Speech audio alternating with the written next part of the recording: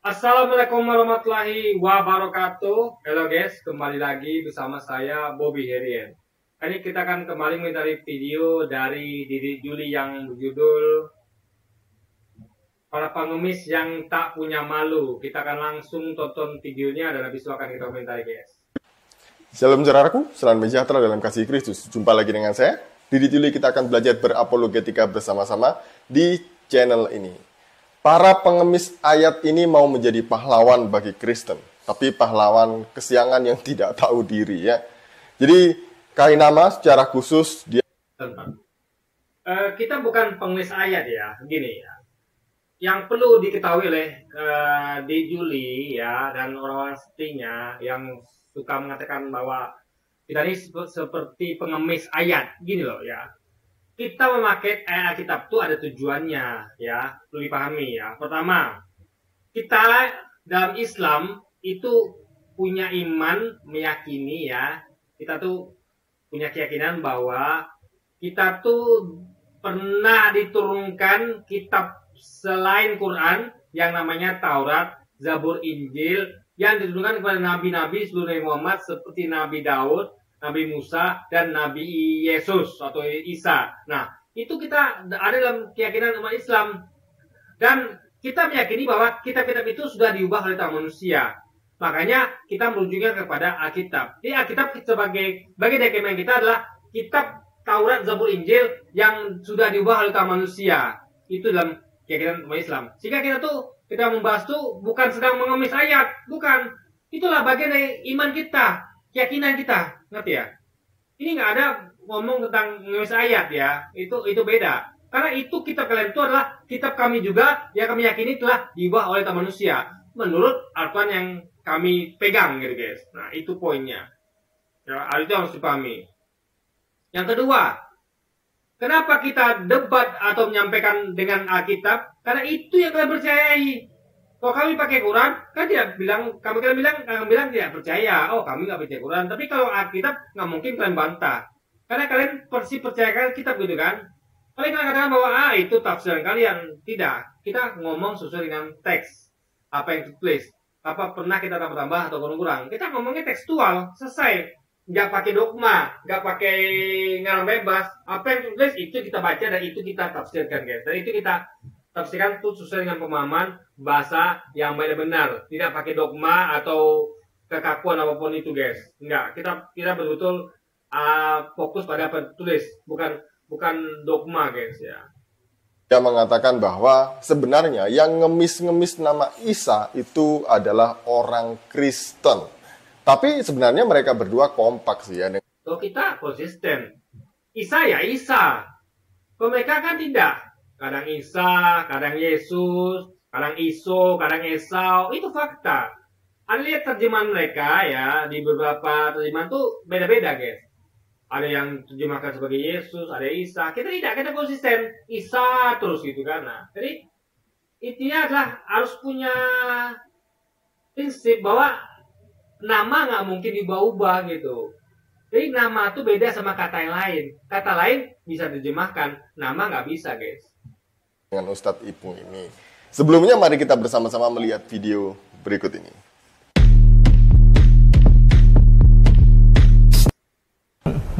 Begini, akhir Ridwan. Kainama bilang Yesus dan Isa sama supaya orang Islam tahu bahwa sebetulnya yang ngotot mengemis-kemis Yesus itu Isa adalah orang Kristen. Sekali lagi, yang mengemis-kemis Yesus itu sama dengan Isa itu adalah orang Kristen. Kita sudah sering awalnya. Iya. Begitu sudah sama, dia lepaskan Isa itu baru dia yang masuk. Ngerti ya pelan-pelan ya. Kita udah sering bahas kitab suci Mobi Arab dan kitab suci Mobi serta kitab-kitab zaman dulu yang ditulis oleh Ledeker, yang ditulis oleh Klinker, yang ditulis oleh Selaber, semuanya Isa. Perhatikan akhirnya namanya Isa. Kenapa? Kok sekarang dia malah bilang beda? Pertama kali tulis Bible dalam bahasa Indonesia dia bilang sama. Akhir Ridwan hati-hati, jangan termakan ya. Yesus sama Isa menurut Ustadz K bagaimana? Beda. Tapi Ustadz K bilang sama. Karena sebetulnya ketika, perhatikan baik-baik, ketika Ustadz K ngomong bahwa Yesus itu Isa, sekali lagi, Ustadz K ngomong, Ustadz K bertanggung jawab nih, Yesus itu Isa, maka sebetulnya Ustadz K mau nunjukin bahwa umat Islam ingin menyelamatkan Yesus yang mati terhina itu untuk menjadi Isa yang dimuliakan Allah. Kalau dia masih Jesus, dia terhina. Pelan-pelan. Jangan dipelintir sama orang Kristen ya. Kainawan bilang Jesus sama Isa itu sama. Jesus dan Isa itu sama karena orang Islam ingin menyelamatkan Isa yang difitnah jadi Yesus. Sebenarnya siapa yang menjadi pengemis nama Isa, Kristen, ataukah mereka berdua ini? Kalau saya lihat, Kainama ini memang tidak punya malu ya. Itu memakai nama Isa dari awal, nggak pernah ganti-ganti. Nah, mereka yang nggak diganti. Kadang Isa, kadang Yesus gitu kan. Maaf guys, saya agak sedikit pilek ya. Sekali udah musim hujan soalnya kan. Padahal dalam berbagai kesempatan dia selalu berusaha mengatakan bahwa Isa itu adalah Yesus. Dan banyak videonya yang mengatakan itu. Dan part kedua ini, insya Allah kita bisa menarik kesimpulan bahwa Jesus, Yeshua, dan Isa adalah satu orang yang sama. Begitu susah dikasih tahunya. Dablek. Afwan ya, jangan marah. Udah? Nama Jesus Isha.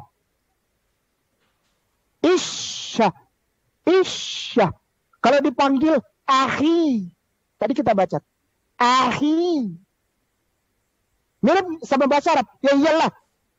Enggak mirip sama bahasa lu orang Kristen. Miripnya sama bahasa Arab. Ahi.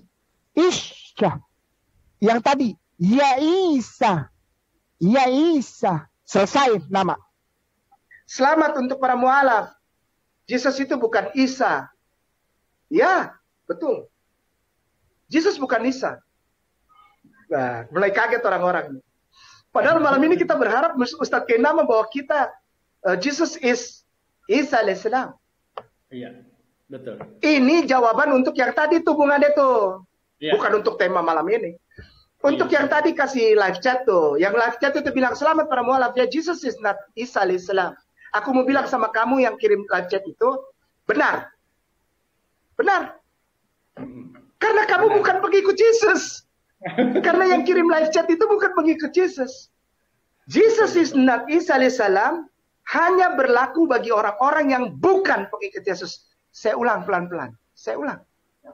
Ketika ada statement, Isa bukan Jesus, berarti dia bukanlah orang. Pertama, bukan Islam.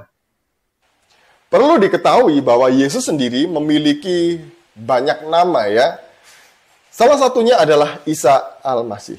Dalam bahasa Ibrani, orang itu tidak mungkin punya nama banyak. Namanya satu gitu loh.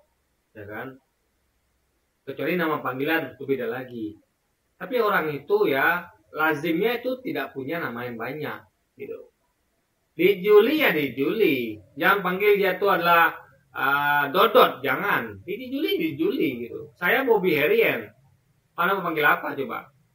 Nah, jadi nama gitu loh. Jangan pernah menerjemahkan nama. Nama itu tidak boleh terjemahkan. Orang tuh bakal marah. Oh, namanya diganti-ganti. Saya saja nama saya Bobby diganti jadi Boboy itu saya marah gitu. Dalam artian marah, dalam artian nggak terima, dalam artian jangan sampai mukul juga. Maksud tuh kenapa sih nama diganti gitu kan? Nama tuh sakral guys. Nama tuh sesuatu yang apa ya? Yang harus dihormati. Untuk Anda menghargai orangnya, Anda harus hargai dulu namanya gitu kan. nama Yesus adalah Yehoshua Hamasia. Kemudian dalam bahasa Aramnya Yeshua Hamasia. Gak ada. Nama tuh nggak ada. Bahasa Arabnya ini, bahasa Indonesia ini nggak ada. Nah, di Juli bahasa Arabnya apa? Dadiah, Yuliah gitu. Nggak bisa. Dalam bahasa Inggris apa? Daidit, Yulia. Nggak bisa gitu, guys. Di Juli, namanya bahasa Arab, bahasa Inggris, bahasa apapun itu tetap di Juli gitu loh. Nggak bisa nama tuh diubah gitu. Itu anehnya kok nama tuh dijemahkan kan. Ini kacau sekali guys ya, begini pikirnya. Dalam bahasa Yunaninya adalah Ieso Kristo. Dalam bahasa Arab, Isa al. Nama diterjemahkan. Kita ganti yuk nama di Juli dalam bahasa Arab, ya kan? Apa?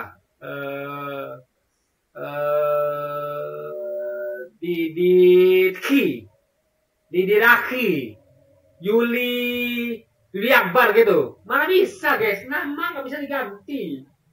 Nama makanya ya, nama apapun itu ya, mau Arnold Schwarzenegger, Filippo Inzaghi itu jangan ada coba-coba terjemahkan. Bahasa Ibrani apa, bahasa ini nggak ada guys.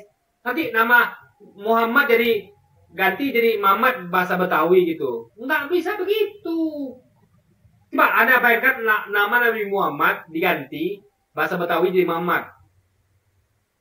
Bahasa Turki Mehmet. Nggak mau orang gitu guys. Ya. Nggak ada nama tuh terjemahkan. Nah, kalau ada nama Mehmet di Turki, itu berarti orangnya beda. Bukan Nabi Muhammad. Nabi Muhammad tetap namanya itu. Sehingga akhir zaman tetap Nabi Muhammad. Mehmet adalah orang lain lagi gitu. Kalau ada nama Mat, itu orang lain lagi. Bukan Nabi Muhammad yang kita maksud sebagai Nabi dari Arab guys. Nah, itu harus dipahami. Inilah bahayanya, kacaunya logika mereka. Sampai nama pun terjemahkan itu guys, ya kan? Jadi kalau bahasa Arabnya lain namanya, bahasa Arab lain namanya, bahasa Indonesia lain namanya. Anda bayangkan kalau namanya dijuluki seperti itu, mau nggak dia gitu kan? Masih. Namun perlu diketahui bahwa orang Kristen Arab tidak pernah memanggil Yesus dengan sebutan Isa, melainkan dengan sebutan Yashu atau Yasua. Itu karena pengaruh dari kitab suci mereka, Peshitta. Nah, kemudian dalam bahasa Inggris, Jesus, bahasa Indonesia, Yesus. Nah, antara Isa, nama Yesus dalam bahasa Arab, dengan Isa Al-Masih yang diakui oleh orang Islam sebagai Nabi, itu berbeda. Meskipun sama-sama di Kristen, Yesus memiliki nama Isa Al-Masih. Makanya ada denominasi gereja yang bernama Gereja Isa Al-Masih. Itu tidak salah, itu benar. Hanya kalau ada orang yang mau menyamakan, salah satunya adalah kain nama ini bahwa Isa di dalam Islam sama dengan Yesus atau Isa di dalam Kristen. Itu yang salah. Karena keduanya bukan satu pribadi. Bukan orang yang sama. Gini ya, orangnya sama, cuman dipersepsikan berbeda. Contoh, di Juli siapa? Dari pihak Kristen akan bilang bahwa dia orang yang cerdas, dia orang yang hebat, dia orang yang pintar. Tapi di sisi kita, dia orang yang tidak pintar, tidak hebat, tidak cerdas. Jadi orang yang sama, cuma persepsi beda gitu kan.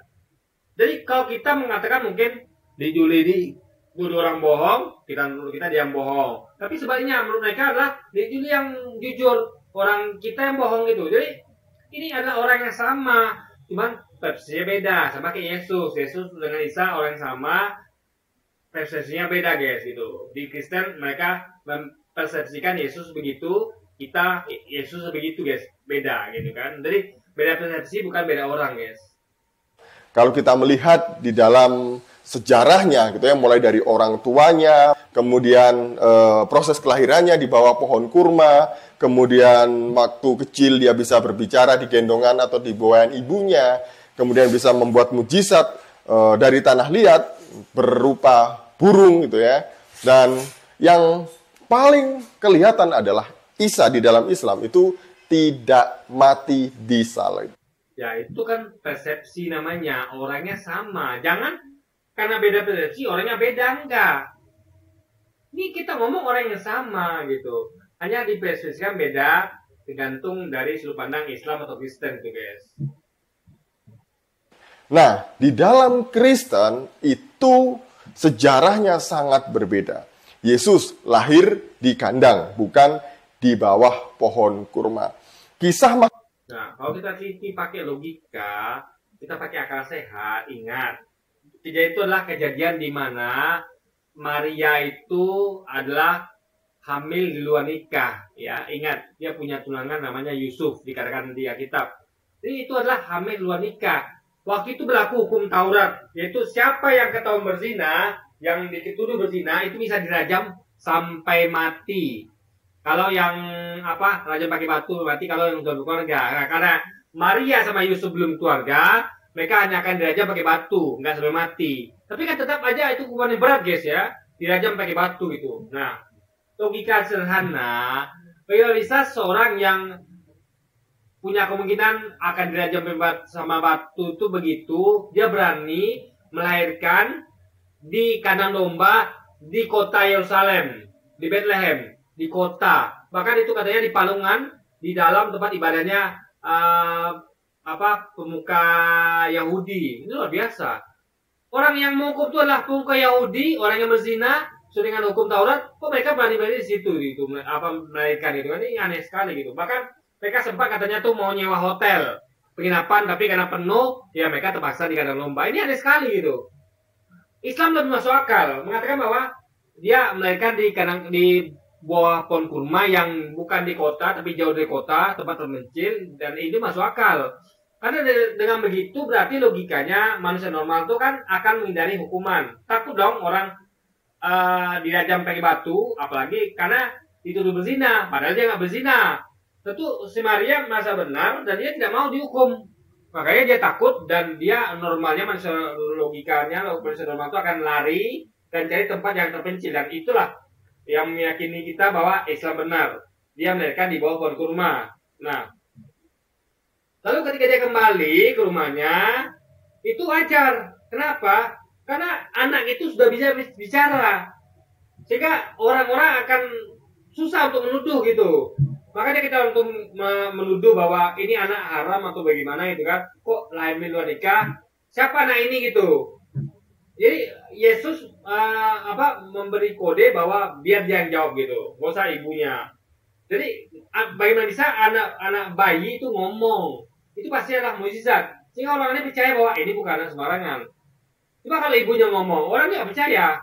Alah, iya kamu berzina aja. Tapi kalau anak yang ngomong, ini kan masuk akal. Anak kecil bisa bicara. Nah, makanya amanlah Maria dari tuduhan itu. Karena dia anak yang ngomong. Coba kalau dia ngomong waktu melahirkan, sudah rajam pakai batu deh guys, gitu kan.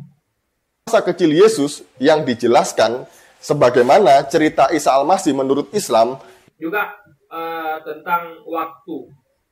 Dalam kisah dikatakan bahwa lahirnya tanggal 25 Desember. Itu tidak masuk akal. Kenapa? Dan kita dikatakan ayat yang berbunyi bahwa Yesus dilahirkan ketika gembala-gembala sedang mengembalakan dombanya. Nah, kalau kita lihat di Yerusalem, di Israel sendiri, itu bulan Desember, terutama tanggal 25 itulah musim salju. Logikanya, mungkinkah ada gembala yang mengembalakan dombanya di musim salju? Nggak ada guys logikanya. Jadi musim panas itu ya, tempat waktu gembala mengembalakan domba itu adalah sekitaran bulan Juli, Agustus atau September gitu. Itu musim para gembala sedang mengembalakan domba. Karena domba itu kan digembalakan tujuannya adalah untuk mencari makan. Jika dia bisa makan dari rumput-rumput yang bisa dimakan gitu kan. Kalau musim salju gimana rumput yang bisa dimakan? Wong ketutup salju, udah mati kena salju gitu kan, nggak ada kena sinar matahari atau gimana gitu. Jadi itu tidak masuk akal sekali gitu kan. Makanya kita meyakini versi Islam masuk akal karena itu tadi ya dari data-data yang saya sampaikan tadi gitu kan. Bisa berbicara di bawah di dalam buayan ibunya, bisa membuat mukjizat dari tanah liat. Itu tidak pernah tercatat di dalam Alkitab, di dalam kekristenan. Jadi kalau tidak tercatat di dalam Alkitab, jangan mencari-cari kisah yang tidak ada di dalam Alkitab. Ini, makanya saya katakan itu persepsi. Persepsi Matius, ya, Lukas, yang mana adalah penulis Alkitab, ya, yang menulis berdasarkan kesaksian mereka, artinya itu bukan kitab firman Tuhan, karena kata-kata Matius, kesaksian Matius Lukas itu bukan firman Tuhan, tapi firman Matius Lukas gitu kan, kesaksian dia gitu. Beda dengan firman Tuhan. Firman Tuhan adalah apa yang disampaikan oleh nabi yang ofisial, yaitu Yesus, Muhammad itu ofisial, Musa, Daud itu ofisial. Jadi kalau apa mereka sampaikan firman Tuhan. Tapi tidak disampaikan oleh Lukas Matius. Karena mereka tuh memberi kesaksian bukan official. Lukas Matius bukan nabi Tuhan. Jadi dia tuh bukan official. Sehingga itu berarti yang disampaikan Lukas Matius itu adalah kalau bukan kata Yesus berarti bukan firman Tuhan. Tapi hanyalah kesaksian Lukas Matius sebagai manusia yang menulis Alkitab, guys. Kemudian Yesus mati disalib. Semua penulis Alkitab mengakui itu. Bahkan sejarah pun mengakui bahwa Yesus. Begini, saya udah bilang ya, apa yang saya pengen itu harus Anda pahami. Bahwa seseorang yang diserupakan, kalau Anda ngerti dengan arti kata diserupakan, coba, ada orang yang diserupakan dengan dijuli. Apa yang dilihat? Dijuli, bukan. Kalau ada teliti, ya Anda paham, itu bukan dijuli. Itulah orang serupakan. Sehingga mata bisa menipu. Ingat itu ya. Kalau ada orang yang diserupakan dengan dijuli misalnya, lalu kita pukul-pukul rame-rame, orang akan nuduh kita, kamu pukul dijuli ya? Kita bilang tidak, ini bukan dijuli. Ada orang serupakan, mereka nggak percaya. Karena mereka lihat ini adalah dijuli. Padahal bukan dijuli, tapi orang serupakan. Nah, itu yang saya maksud, guys. Jika orang yang melihat itu ya, lihatnya dijuli, lihatnya Yesus. Padahal bukan, tapi itulah orang yang serupakan gitu, guys. Nah, itulah itulah yang tidak mereka pahami. Ya, jangan mentang-mentang melihat sesuatu lalu ada tuh katakan itu, belum tentu gitu. Ya. Jadi kita tuh harus melihat apa yang informasi yang Tuhan sampaikan, bahwa yang kalian lihat itu bukanlah Yesus, tapi orang yang serupakan gitu, guys. Makanya kesaksian kalian itu berseberangan dengan info dari Tuhan gitu. Harus cocokkan lagi gitu kan. Karena sekali lagi mata bisa menipu, guys ya. Mati disalib. Kalau melihat cerita atau kisah keduanya, maka Isa di dalam Islam dengan Yesus Kristus itu adalah dua pribadi. Ini kalau gini nih, misal Tuhan mau buat di Juli ini diserupakan. Tuhan membuat orang lain serupakan dengan di Juli. Lalu ada kejadian orang itu yang serupakan itu dipukulin gitu. Ya kan? Bukan di Julinya. Lalu orang-orang yakin di Juli dipukulin nih, gitu kan? Mati dibunuh. Padahal dia di Julinya itu diculik atau pergi ke mana gitu kan? Nah, yang tahu itu ya ngasih tahu bukan di Juli itu, bukan. Itu orang yang serupakan. Di Julinya mana? Dia pergi gitu. Nah, mereka tidak akan percaya. Kenapa? Mereka itu di Juli, padahal yang diserupakan. Itulah saya bilang, guys ya. Yang tahu siapa? Orang yang kasih tahu itu. Dia tahu kok di Juli pergi, dia tahu kok itu memang orang serupakan. Jadi informasi Tuhan itu harus kita pegang, bukan dari penglihatan mata manusia. Ya, ingat ya, info Tuhan itu adalah A1. Kita punya mata, punya keterbatasan gitu. Kalau dikasih tahu Tuhan tuh jangan ngeyel, guys. Itu poinnya gitu kan. Tadi yang berbeda. Jadi, kalaupun orang Kristen memakai nama Isa, harus dilihat dari sejarahnya ya. Jangan kemudian dihantam bahwa, oh ini ada nama Isa, maka Isa Al-Masih adalah Yesus. Maksudnya Isa Al-Masih dalam Islam adalah Yesus. Itu salah. Tidak begitu cara berpikirnya. Nggak begitu juga. Kita tuh melihat dari ya, bahwa kita tahu bahwa ada nabi yang diutus dulu Nabi Muhammad. Itu poinnya. Gak ada urusan dia tuh mau namanya Yesus kayak mau Isa kayak. Ya. Jadi kita tahu bahwa kita tuh meyakini adanya kitab suci seluruh Quran dan Nabi seluruh Muhammad yang ajarannya itu disesuaikan di bawah manusia. Itu dasar di situ. Bukan oh dia namanya Isa, namanya Yesus, kadang-kadang bukan itu loh. Kita berpikir bukan di situ gitu. Jadi tidak paham gitu kan logikanya. Kemudian berkenaan dengan ucapan Ustadz Kainama yang mengatakan bahwa orang Islam sebenarnya ingin menyelamatkan Yesus yang mati terhina, katanya, dengan menyamakan Yesus dengan Isa di dalam Islam. Hei, dengar ya, kami tidak butuh kamu. Orang Kristen tidak butuh Kainama untuk menyelamatkan Yesus, karena Yesus tidak butuh diselamatkan. Begini ya, persepsi Yesus itu negatif. Kenapa? Ya, lihat betapa mulianya Yesus dan Islam. Islam mengatakan dia tidak mati dibunuh, tapi diselamatkan, ya, diangkat ke langit. Mulia kurang mulia apa coba? Coba di Kristen. Ada lihat filmnya. Itu kan terhina sekali itu. Ya, bahkan Paulus mengatakan bahwa orang yang terkutuk di kayu salib. Terkutuk, guys. Yesus terkutuk. Itu penghinaan loh, bener. Ya. Jadi terkutuklah orang kayu salib. Jadi Yesus terkutuk. Enggak, Yesus enggak terkutuk, dia mulia. Jadi segala yang Anda lihat di film itu Yesus dilakukan seperti itu tidak benar. Menurut versi Islam gitu. Itu menghinakan dia. Disalib cuma pakai daleman gitu kan. Itu terhina, guys, ya. Dia posisinya sama seperti para penyamun gitu. Itu nggak benar. Jadi posisi dia tuh mulia. Dia alih-alih dia menerima perlakuan seperti itu, yang hina seperti itu ya, diludahi, ya, diperlakukan disiksa, itu terhina tuh, guys. Jadi cara menghina orang lah dengan menghukum seperti itu, diludahi, lempari batu, disiksa, ya kan? Nah, disalib itu penghinaan. Kita mau angkat dari Yesus bahwa dia tuh tidak pernah mengalami itu, tapi dia tuh diselamatkan. Itu pun jadi istimewa Yesus dalam Islam, istimewa. Dia tidak pernah mengalami hal-hal yang buruk seperti itu. Tapi yang dalamnya adalah hal indah, yaitu selamat, karena diselamatkan di angkat langit dan para musuhnya tertipu, mengira bahwa mereka telah berhasil menangkap penghinaan dengan membunuh Yesus, padahal tidak. Yesusnya sudah lari diselamatkan oleh Tuhannya, guys. Orang Kristen tidak butuh kain nama untuk mengajar kami. Orang Kristen tidak butuh kain nama untuk menjelaskan iman kami. Ya, karena kalian punya dogma.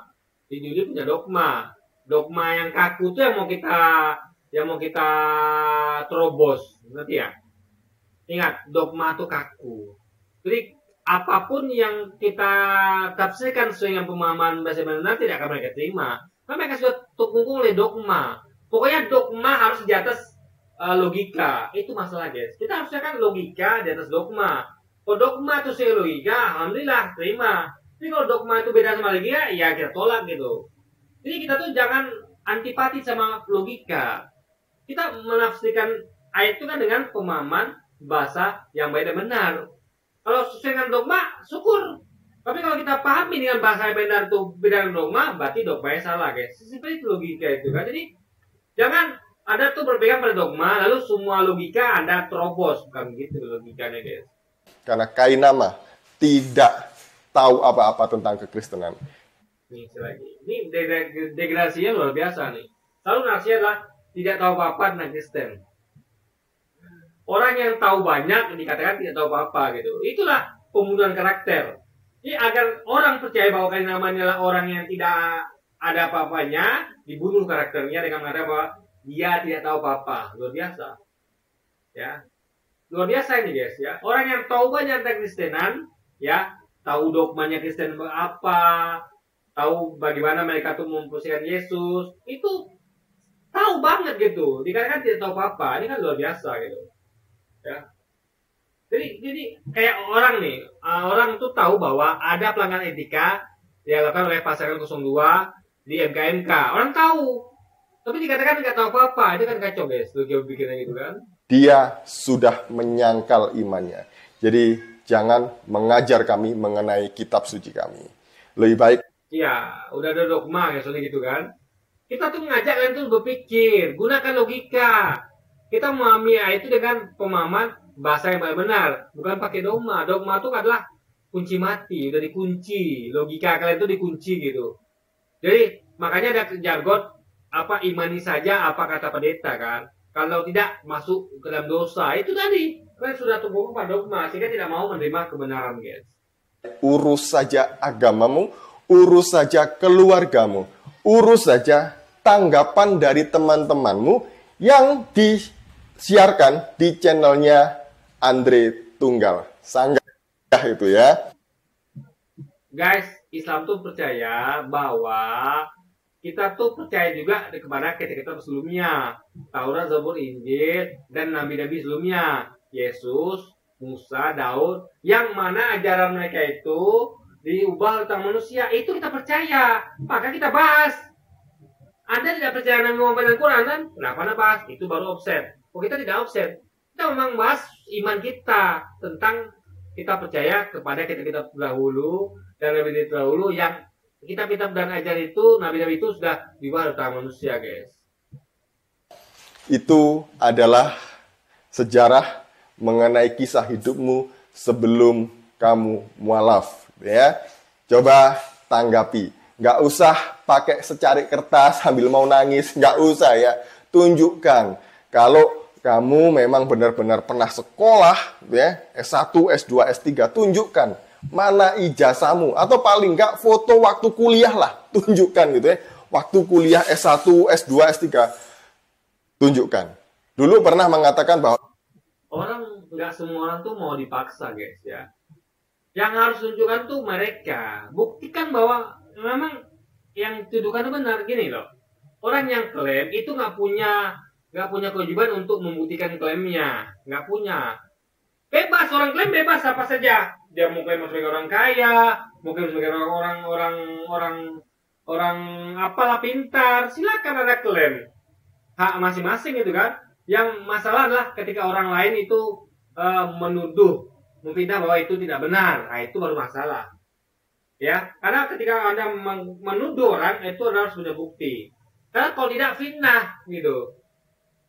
Udah pasti fitnah gitu. Karena Anda nuduh nggak punya bukti. Tapi kalau orang itu klaim, bisa benar bisa salah. Karena yang tahu hanya dia dan Tuhannya. Tapi ketika Anda nuduh tanpa bukti, orang semua tahu bahwa Anda nggak pakai bukti, artinya Anda pasti fitnah. Karena sesuatu yang tanpa bukti itu pasti fitnah, guys. Gitu.